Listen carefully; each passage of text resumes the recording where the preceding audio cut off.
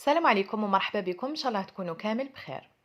اليوم حندير معكم حاجه حلوه وسهله. تقدروا تنوضوا ليه تحضروها لولادكم وراح تعجبهم بزاف لخاطرش صح بنينه. نروح نشوفوا المقادير وطريقه التحضير. اول حاجه راح نحضر لا كريم باتيسيير. في كاسرونه حطيت نص لتر تاع حليب ونحط هذا الحليب يسخن. ما لازمش يغلي، يسخن برك. ومن بعد في بول حطيت 4 مغارف كبار تاع السكر، حبة بيض. والناس اللي عندهم حساسية من البيض يقدروا ما يديروهاش. نخلطهم مليح ونزيد 2 مغارف كبار تاع نشا يكونوا معمرين مليح، لازم يكونوا بومبي باش لا كريم تاعكم ما تجيش خفيفة، تجي شادة روحها. هنا نبقى غير نحرك، وفي هذا الوقت الحليب اللي حطيته على النار راهو سخن. نفرغ مع الاول غير شويه برك ونبقى غير نحرك هكا باش هذيك الحبه تاع البيض ما تطيبش. وهنا الناس اللي عندهم الحساسيه من البيض يقدروا ما يديروش، يعني عادي. حطيت مع الاول الحليب غير شويه ومن بعد كملت نص لتر كامل. نحرك ونعاود نرجعو للكاسرونه ونحطها فوق النار حتى طيب لي هاد الكريمه. بقاو غير تحركوا، ما لازمش تخلوها تلصق. هنا غير تبدا دير هذوك النبولات، خلاص طفوا على النار. دوكا نزيد مغرفه صغيره تاع زبده ولا مارغرين مع مغرفة صغيرة لافاني. أنا هايليك لافاني اللي نخدم بيها، أكرم تاع أروماكس. ريحة تاعها هايلة هاد لافاني. ندي مغرفة صغيرة وراح تكون كافية. دوكا نحرك مليح هاد الكريمة ونفرغها في بول ونغطيها بابي فيلم، ولازم البابي فيلم يتوشي هذيك الكريمة. دايما نقولها لكم هاد الملاحظة باش ما تطلقليش الماء. ومن بعد نحطها في الكونجيلاتور، نخليها حتى تبرد، ما تخلوهاش تجمد، قيس ما تبرد برك ومن بعد نكملوا الوصفه. هنا بعد ما الكريمه تاعي بردت، رحت جبت لاباط فويتي، هاد العجينه المورقه كاش اختار ان شاء الله نخدمها معاكم. درت رشه هكا تاع فارينه ونحط لاباط فويتي تاعي ونزيد نرشها من الفوق، غير حاجه خفيفه برك باش كي نكون نحل فيها بالحلال ما تجيني سهله الخدمه. دوكا راح نحلها رقيقه، ما تخشنوهاش باش ومن بعدا كي تدخلوها طيب يعني يدخلها طياب لداخل، باش تجي مورقه وتجي تقرمش، ما تجيش معجنه. هاوليك السمك كيفاش يكون. دوكا جبت هاد ليمون اللي كنت وريتهم لكم المره اللي فاتت، يتباعوا هكا، جايين 3 بياس في ساشي وحده. هاد ليمون في لا فيديو اللي فات درت لكم به المالح، درت لكم لي سوفلي. وبزاف يعني بنات ونسا اللي شراوه وعجبهم وخدموا الوصفه وبعثوا لي تطبيقات. وفي هذيك لا فيديو كنت وعدتكم بلي ندير لكم بهم حاجه حلوه. ايا اليوم حندير لكم به هاد الحلوه اللي ان شاء الله تعجبكم. شوفوا الشكل تاعهم شحال الشباب. راح نبدا بهذا، نزير مليح العجينه. انا نحب هكا نفتحهم تجيني الخدمه سهله خير. وهنا لازم نزيرو مليح باش هادوك تقابي يجو ساهلين باش تنحوهم. وما ملا يلصقوا لكم في المول عادي، يعني يتنحاو بالخف. راكم شفتوا كيفاش نحيتهم. هذا الشكل الاولاني،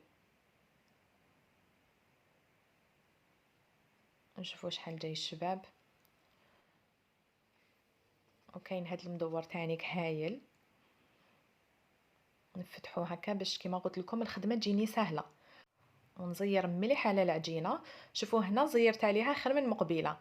شوفوا هادوك تقابي كيفاش جاو كامل منحيين، والشكل جا هايل. وهذا التخوازيم كيف كيف نخدم به بنفس الطريقه.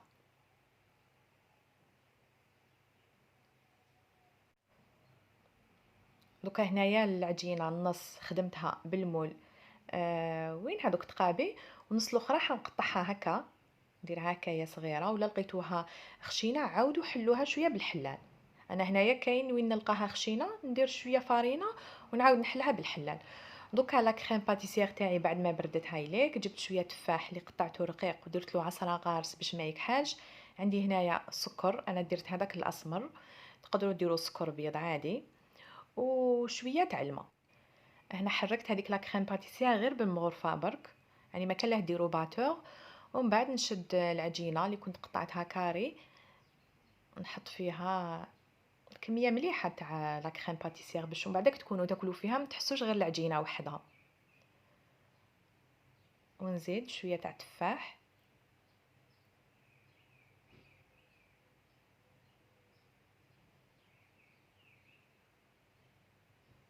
وهنا في الطرف دائما نديروا مسحه تاع الماء هكا باش تضمنوا بلي العجينه تاعكم كي تكون الطيب ما تتحلش. وهذاك التفاح نديرلو شويه تاع السكر من الفوقه، كي يطيب هكا بالسكر يجي بنين خير من كي تخلوه كي ما ديرولوش السكر يجي ناشف. مي كي ديروا هذيك الرشه تاع السكر حيجي مكرمل ومعسل. دوكا نعاود نحط العجينه اللي كنت درتها بطابع وين دوك تقابي من الفوق، نصير عليها غير شويه برك ونغلق على المول. هاي لك كيفاش خرجت، جات بزاف شابه، ماشي غير الشكل مام البنه هايله. نحب بزاف انايا زعما لي طارت اللي يكونوا بالتفاح ولا كريم باتيسير ولا ها زعما حلوه كيما هكا، يعجبوني يجو خفاف وساهلين يولموا باش تحضروهم في شهر رمضان ان شاء الله. خدموا لاباط فويتي من قبل، خبوها في الكونجيلاتور، من لهداك الوقت كي تجو تخدموا جبدوها قسمه الديكونجلا. لا كريم باتيسير ليه توجد، وتكونوا شريتو بيان سور هاد الليمون اللي ننصحكم باش تشروهم باسكو ماشي في خساره بزاف هايلين. ميم ساهله الخدمه فيهم، يعني كم تشوفوا ليه كملتها هاد الحلوه ما تشدش كامل اليد. وهنا برك هذيك العجينه اللي تبقى يعني هذوك لي شوت ما تعاودوش طموهم وتعجنوهم، لموهم كامل من بعد حطوا عجينه فوق عجينه فوق عجينه وعاودوا حلوهم بالحلال باش يبقى هذاك التوريق. لو كان تعاودوا تعجنوهم ماهيش حتجيكم كامل مورقه، حتجيكم معجنه. دايما العجينه المورقه جامي نعجنوها ولازم تتحل شويه رقيقه، لو كانت تتحل خشينه ماهيش حطيب للداخل. انا يتبان قدامكم بلي حليتها رقيقه، وهاد الحلوه كي طابت جات بزاف بنينه، جات خفيفه والحلاوه تاعها هايله. انا بعد ما كملتهم راح نحطهم في سنيوه، وجبت هنايا صفار بيضة راح نزيد لها شويه تاع لافاني ونمسح الوجه تاع هاد الحلوه. وفي هاد الوقت راني مشعله الفور على اقصى درجه. الفور تاعكم تزيدوا له كامل، خلوه هكاك. كي تدخلوا هاد السنيوه الفور حطوها من الفوق كامل، ما تهبطوهاش لتحت، وحسبوه 5 دقائق. بعد ما تفوت 5 دقائق ما تفتحوش على الفور، لو كان تفتحوه ما راهيش حتورق لكم. عاودوا نقصوا درجه الحراره ديروها 220. والسنيوه دائما تبقى الفوق. خلوهم يطيبوا، كي تشوفوهم بداو يحماروا عاودوا هبطوا السنيوه ديروها في الوسط، شعلوا من الفوق قيس ما يتحمروا طفوا عليهم.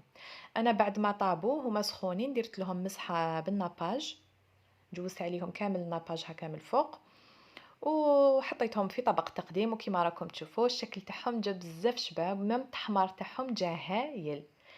نقسم معاكم حبه، شوفوا هذيك لاباط فايتي كيفاش انتفخت، وهذيك الكريمه والتفاح لداخل روعه. ان شاء الله كامل تجربوا هاد الوصفه وتشروا هاد المول. تلقاوه يتباع عند اللي يبيعوا دوزان الكاطو، ميم السعر تاعو ماشي غالي. ان شاء الله تجربوا هاد الوصفه وتعجبكم كيما عجبتني انا. ودوكا ما بقى لي غير نقول لكم تهلاو في روحكم ونتلاقاو ان شاء الله في وصفات اخرى. سلام.